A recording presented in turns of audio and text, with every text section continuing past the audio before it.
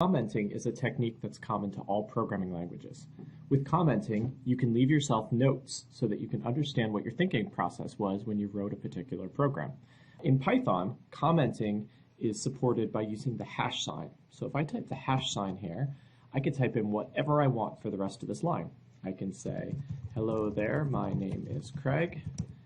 And that's perfectly acceptable. What the hash sign does is it indicates to Python that we're going to be typing in a comment or some arbitrary text that Python should ignore. So anything after a hash sign will be treated as though it is not part of your actual code, but is just a note for the programmer. It has no bearing whatsoever on the actual execution of your program. So what we can do with this is we can use it as a way to document our code. So I'll give you an example here. Let's write a program, and we're going to ask the user for their name. So name is equal to input of what is your name. And then we're going to go ahead and compute an average is equal to, let's say they got 100 and a 90 and an 80. These are their test scores. And we'll call this total, actually. And then we want to compute the average. And the average is going to be total divided by 3.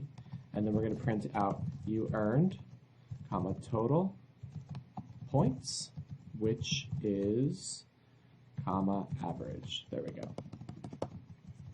So this is a relatively simple program. Eventually, your programs are going to be a lot more complicated. We're talking hundreds, thousands, tens of thousands of lines of code. Perhaps not in this class you'll get to 10,000 lines of code, but eventually, if you continue with this, you'll be writing really, really long programs. So what we can do inside of here is we can comment our code to make it a little more understandable so that later on, if we have to look at this code, we can understand at a glance exactly what's happening on a particular line.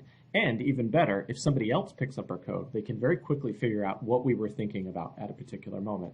So what I'm going to do is I'm going to go before the first line here, and I'm going to type hash, ask the user for their name. And then here I'm going to say compute total points earned. And here I'm going to say hash compute average, and then down here, output. So you can see here we've gone ahead and we've added in some English descriptions of what is actually happening inside of our code. So we're interspersing both English and Python code within the same source code file. Now if we run this program, you're going to see that it's going to run exactly as the Python code dictates, but not any of the comments will be completely ignored. So I'm going to go over here and type in what is your name, Craig, and then it's going to print out the computation there. Note that all of these comments are being ignored. You can also use comments to turn off particular lines of code. So let's say I have a line of code down here and I don't know why it isn't working. Let me say print hello world. All right, so why would that line not work? If I run this program, we're going to actually see that Python's not going to allow me to run the program. EOF while scanning string literal basically means that, or EOL, that there's a problem with the string literal. Now we already know that the problem here is that the delimiters are mismatched, but imagine that you didn't know that. What you could do is you could put a hash sign before that line and you could basically turn off that line of code. By using commenting, you can selectively disable certain portions of your program so that Python will ignore those statements. One more thing with commenting, you can have multiple lines of comments. So let's say we have this whole program here and we want to keep it, but we don't necessarily want to run all of this code. What we can do is we can create what's called a multi-line comment. So what a multi-line comment looks like is you put 3 quotes somewhere in your code, and then later on you put 3 more quotes. And what that does is effectively turns off all of the code between these quotes right here.